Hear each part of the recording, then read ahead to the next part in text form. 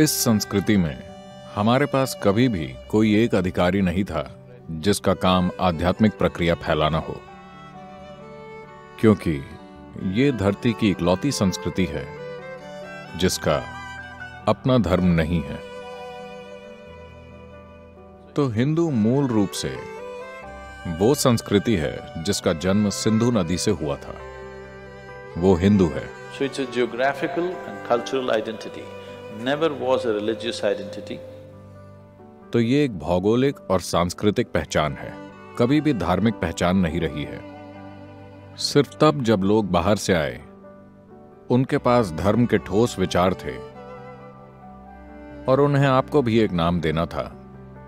हम ये हैं, आप क्या हो, हम हर चीज का मेल हैं। उन्हें समझ नहीं आया, आप कुछ तो होंगे।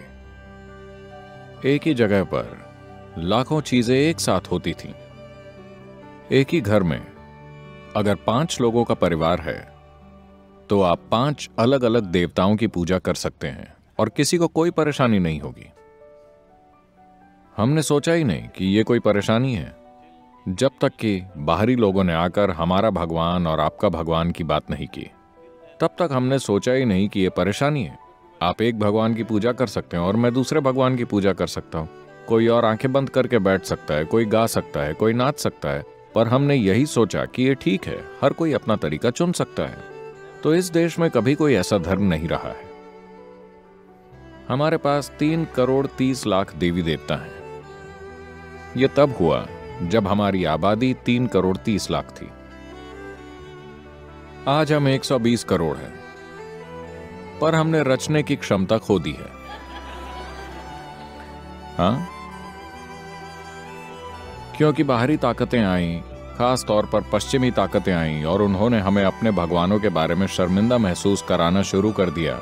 इतने सारे भगवान सिर्फ एक है, जैसे ये कोई ऊंचा विचार होगा। अगर आप एक बना सकते हैं तो आप 10 लाख क्यों नहीं बना सकते?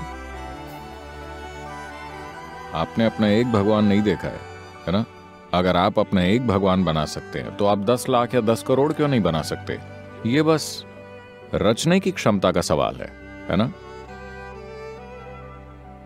तो क्या इसका मतलब है मेरे से परे कुछ नहीं है? ये एक बेवकूफी भरा नतीजा होगा। आप अभी ये जानते हैं कि आपने खुद को नहीं बनाया, है ना? क्या आप खुद खाना पचा सकते हैं या फिर ये खुद होता है? खुद होता है। क्या आप सांस ले रहे हैं या ये हो रहा है? क्या आप खुद दिल धड़का रहे हैं या ये धड़क रहा है? मैं आपके लिवर, किडनी और स्प्लीन के बारे में भी यही कह सकता हूं। अपने शरीर की छोटी से छोटी चीज भी आप नहीं चला रहे, है ना? वो चल रही है। आप इस धरती को घुमा रहे हैं या ये खुद घूम रही है? आप कुछ नहीं कर रहे हैं, कुछ भी नहीं, बस छोटे छोटे काम, हर जरूरी काम बस हो रहा है, हाँ या ना? हर काम जो जीवन के लिए जरूरी है वो हो रहा है। आपको बस बैठकर धरती के घूमने का मजा लेना है। बस इतना करने में कितनी परेशानियां हैं। तो ये ऐसी भूमि है जहां साफ तौर पर समझा गया कि भगवान को हमने बनाया है। इसी वजह से इस संस्कृति में भगवान लक्ष्य नहीं है, मुक्ति लक्ष्य है, मुक्त होना लक्ष्य है, परम स्वतंत्रता लक्ष्य है। भगवान कभी भी लक्ष्य नहीं है, आया ना? आपको ये पसंद नहीं है क्योंकि आप भूल चुके हैं, वरना मुक्ति ही लक्ष्य है ना? मुक्ति का क्या मतलब है? स्वतंत्रता, हर चीज से, भगवान से भी। आप भगवान का एक सीढ़ी की तरह इस्तेमाल करते हैं अगर आपको जरूरत हो। आप भगवान के साथ या उनके बिना भी प्रगति कर सकते हैं। यह धरती की इकलौती संस्कृति है जहां किसी भी भारतीय भाषा में विधर्मी जैसा कोई शब्द ही नहीं है, क्योंकि हमें कभी नहीं लगा कि कोई विधर्मी है। हमने कभी ये कल्पना ही नहीं की कि ऐसा कोई हो सकता है, क्योंकि हमारे पास स्थापित मान्यताएं नहीं थी। सभी अपने तरीके से चीजें कर सकते थे। ये हजारों सालों से सबसे ज्यादा अनेकता वाली और लोकतांत्रिक प्रक्रिया रही है। तो आध्यात्मिक आंदोलन लोगों की मुक्ति के लिए शुरू हुए थे, वो भगवान के बारे में नहीं थे। धरती पर कोई इंसान भगवान में रुचि नहीं रखता, प्लीज ये समझिए। लोग भगवान में इंटरेस्ट दिखाते हैं क्योंकि वो मानते हैं भगवान उनके जीवन का समाधान है ना? हाँ या ना? आप मानते हैं अगर आप भगवान के पास जाएं तो आपकी सारी समस्याएं चली जाएंगी, सेहत की समस्या सुलझ जाएगी, मानसिक समस्या सुलझ जाएगी, पति और पत्नी की समस्या सुलझ जाएगी, आप बिना पढ़े परीक्षा में पास हो जाएंगे, बिना काम करे बिजनेस में सफल हो जाएंगे। बहुत सारी चीजें, असाधारण चीजें। पर ये आपके बारे में है ना? आया ना? ये आपके बारे में है। अगर ये हमारे बारे में है तो हमने ईमानदारी से इसका सीधा समाधान ढूंढा। हमने कहा ये हमारी मुक्ति के बारे में है, हमारे कल्याण के बारे में है, हमारा परम कल्याण, न कि सिर्फ अभी का कल्याण। तो इस संस्कृति में इसे इस रूप में देखा गया।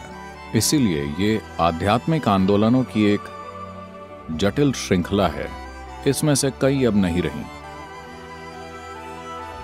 योग प्रणाली में कहते हैं, जब किसी ने आदियोगी से पूछा कितने मार्ग हो सकते हैं,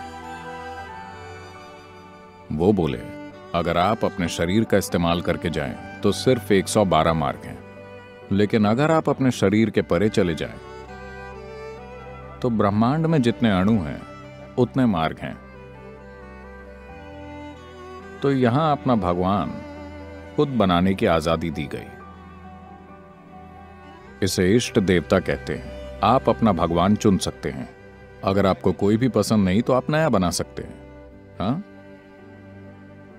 अचानक आपको अपने घर का पेड़ पसंद आ जाए, आप उसकी पूजा करना शुरू कर सकते हैं। इस देश में कोई नहीं सोचेगा कि यह मजाकिया या अजीब है।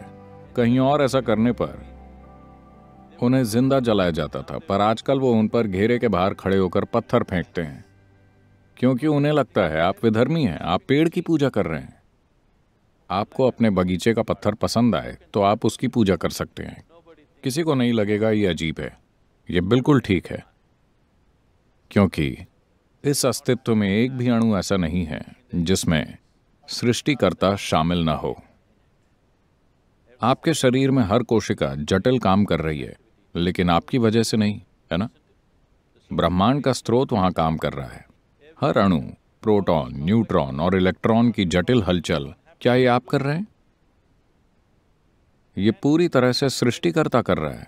इसलिए हर अणु परे जाने के लिए द्वार है। इसीलिए इतने अलग अलग तरह के आध्यात्मिक आंदोलन शुरू हुए। बदकिस्मती से पिछले 100 वर्षों में काफी सारे खत्म हो गए, कई सारे, लेकिन फिर भी उनकी विविधता शानदार है। आप में से कितने लोग कुंभ मेला और ऐसी जगहों पर गए हैं? क्या आप कुंभ मेले गए हैं? वो बड़ा मेला जो इलाहाबाद में हुआ था, क्या आप उसमें गए थे? 144 सालों के बाद ये मेला आता है। अगर आप वहां जाएं और देखें, आपको जरूर जाना चाहिए। वहां आप भारत देखेंगे, ठीक है? भारत का एक दूसरा आयाम जिसे आज देश की शिक्षित जनसंख्या ने बिल्कुल भुला दिया है। मैं आपको बता रहा हूं कि इसे देखकर आपको विश्वास नहीं होगा। लोग अपना एक एक पैसा लगाकर दूर दूर से यात्रा करते हुए यहां सिर्फ 2 दिन के लिए आते हैं। ये उस स्तर के लोग हैं जिनके लिए 100 रुपए ऐसे हैं जैसे आपके लिए 10 लाख रुपए होंगे। 100 रुपयों की इतनी कीमत है उनके लिए। वैसे लोग अपना सारा पैसा लगाकर अपने परिवार के साथ यहाँ आते हैं, बस वहां होने के लिए, क्योंकि किसी ने उनसे कहा है कि इस दिन अगर आप डुबकी लगाएंगे तो आपको मुक्ति मिल जाएगी। ऐसा नहीं कि भगवान दिखेंगे। भगवान आकर आपको ढेर सारा सोना नहीं देंगे, आपको मुक्ति मिलेगी। आज भी इस देश के 80 करोड़ लोग सक्रिय रूप से मुक्ति खोज रहे हैं, जानबूझकर या अनजाने में। ये जबरदस्त चीज है। इस धरती पर कहीं भी ऐसा कुछ नहीं हो रहा कि लोग चेतन होकर अपने अस्तित्व के मौजूदा स्तर से परे जाने की इच्छा रख रहे हों। कहीं और ऐसी चीज कभी नहीं हुई है।